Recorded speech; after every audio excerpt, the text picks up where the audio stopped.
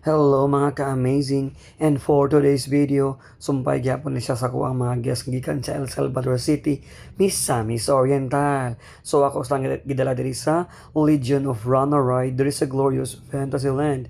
Isa ni siya sa extreme nga ride dinhi mga ka-amazing. So ang tanan gyud nagtan-aw, nag-observe og nakulbaan kumusta kay bigid sila og dili.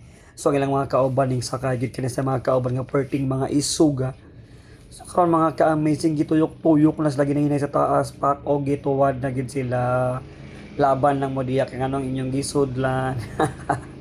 So mo ni siya habog kini siya mga ka-amazing. Ako mismo dili ko musakay kay talawan but lagi ko yung fear of heights. So yun ani ang mahitabo sa imo kung musakay ka sa Legion of Rana. O di parting hinaya pero parting pa nangaboga. Nagiuban na makaya gid nila ang kahabugon. Di sila mahadlok kay naman yung mga guest ng parting mga isuga. Wala is their fear of heights. So mo ni siya ang Legion of Rana sa glorious Fantasyland. O di ba laban kayo, grabe kit siya. So ako siyang gabideo ko mga ka-amazing no pak while nagsakay ang mga guest. Kay syempre for documentation or sa to ang vlog magamit man gud siya. O na nga laban lang ang laban diya mga guest. Paalam mo pagkabuhayon mo diya. So thank you so much for watching.